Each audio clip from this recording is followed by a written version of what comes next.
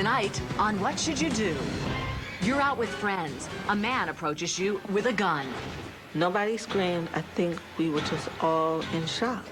He forces you into his car and drives off. What should you do?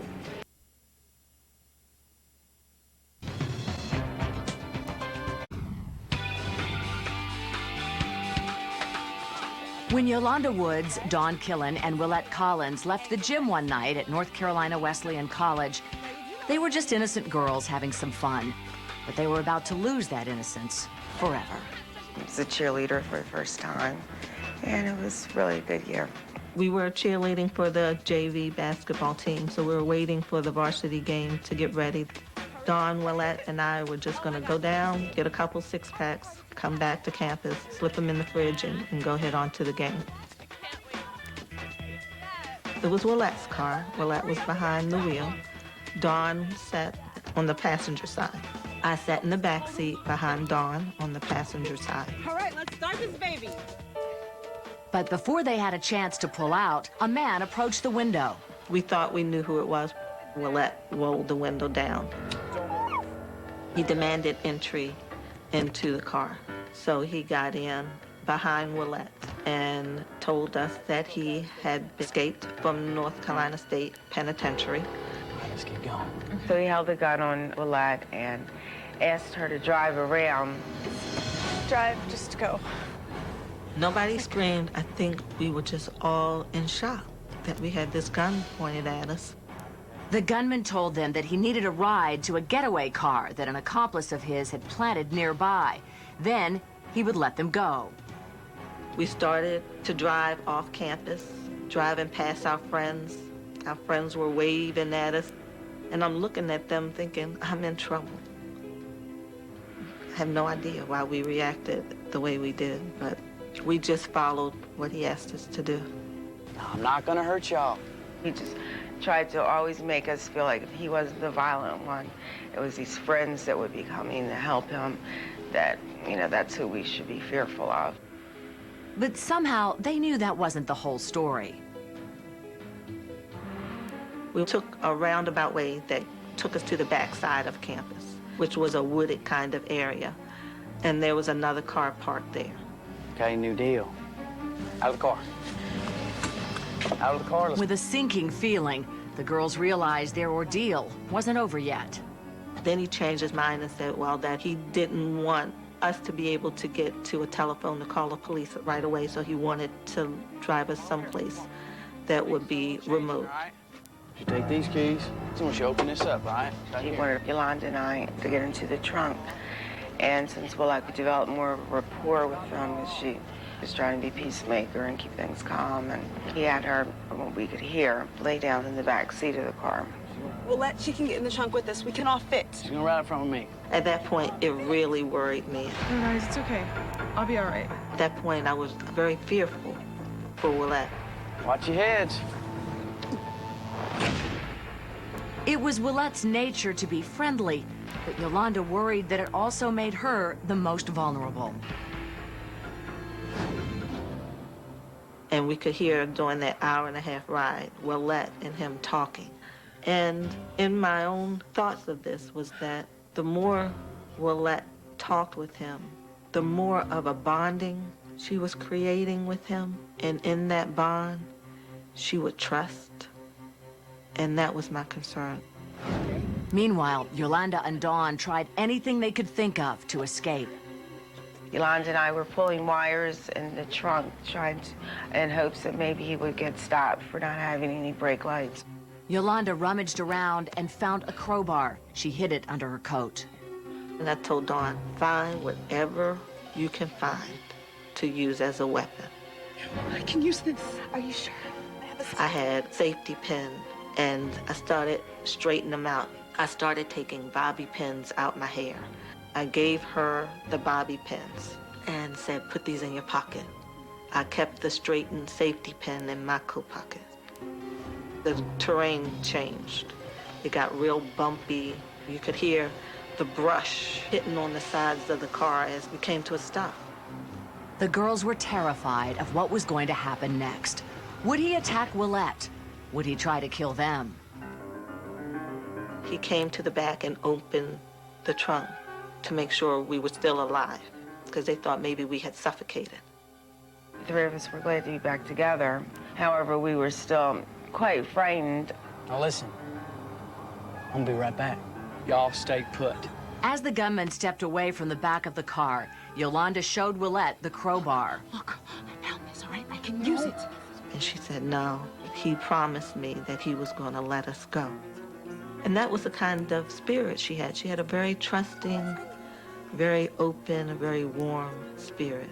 So I said, okay. I didn't do it. Just let me put it away, put it away. The gunman came back to the trunk. And we kept prompting him, you know, people are going to miss us. We're supposed to be cheerleading now.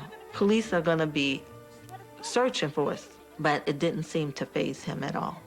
He told Dawn and me that he and Willette were going to go for a walk, that perhaps this guy was parked someplace else. Well, we'll just go with you, okay? No, you ain't. Willette did not seem afraid to go with him. We're gonna be okay. Okay, it's okay. We're gonna be okay. She felt that everything was going to be okay. Willette, be strong, Willette. An hour and a half later, they heard Willette. Get back my clothes. Let me help back. It's so cold. And when they came back, she was crying, and so I think we could tell basically he had raped her. She was begging him for her clothes. It was the middle of December. It turned out to be the coldest night of that year. And she was standing out there with nothing, no shoes, nothing. Maybe he grabbed at her or something, because I heard her scream and then run off. Come back here. We could hear him running after Willette, calling, I have your friends. If you don't come back, I'm gonna kill him. No one knew where Willette had gone. The girls were paralyzed with fear, afraid to imagine what the gunman might do. I said, Dawn, it's just me and you. I said, no matter what happens, when he comes back, we don't separate for anything. That's the only way we're gonna get out of here alive. Yolanda and Dawn were worried about Willette, and they were afraid they wouldn't survive the night unless they could outsmart their abductor.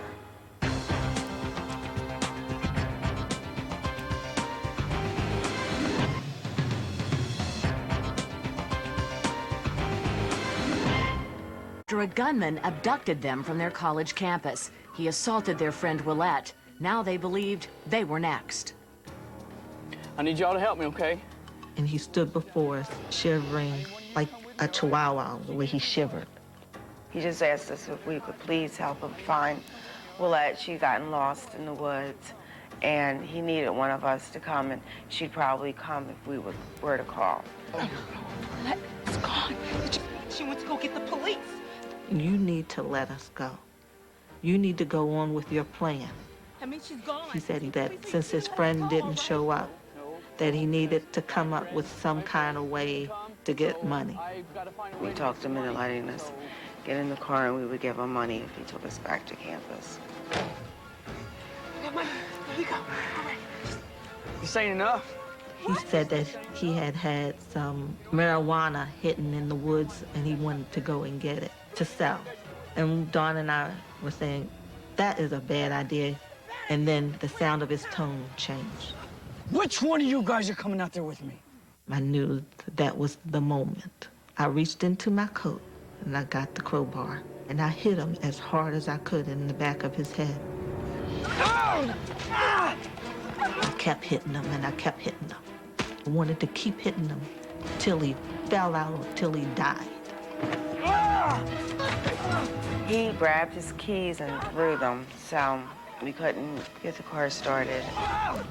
I couldn't believe that I was still hitting this man and he wasn't going down, because I knew I was hitting him with all my might. And all of a sudden he stops, and that's when I see the gun again. He's pointing the gun at me. I'm thinking, this is it. He's gonna shoot and kill me. Where'd you get that? In the trunk. Give me that. He's very angry and tells me to walk back up to the car. So he's behind me with the gun, and I'm walking ahead of him. Dawn was frantically searching for the keys. What the hell are you doing? Get away from that car! At that moment, I reach into my pocket and I pull out that safety pin and I jammed it into his neck. And I I kicked it. Yolanda grabbed the gun. I felt so powerful at that very moment, and I pulled the trigger, and it clicked. I pulled it again, and it clicked. He was laughing. Oh, see, it wasn't even real. All we had just been through, all of Willette, didn't have to happen. I took Dawn's hand at that very moment and said, let's go. Hey, where you going? Hand in hand, the two women ran off.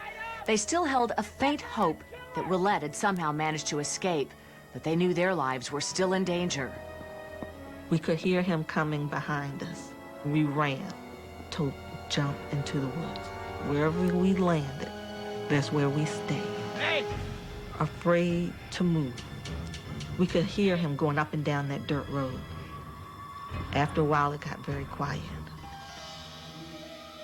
The girls didn't stir for hours. Then the sun began to come up. We stepped out onto the dirt road. We could see the car was still there. He's gone. Let's get out of here. We just walked. We just kept walking and walking about 5 miles before we actually hit the highway. A gentleman in a white Cadillac stopped for us. We told him, you know, part of the story, and he said, I'll take you right to where the sheriff is. It's like our angel. And they knew exactly where we were taken. Some kind of rock quarry that had been shut down. I was very hopeful that Willette was still alive, but inside me said, no way. I knew she was dead. That's him. Minutes later, the sheriff apprehended the gunman as he tried to flee.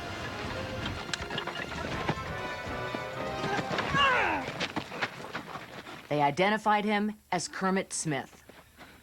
So he arrested him right there on the spot.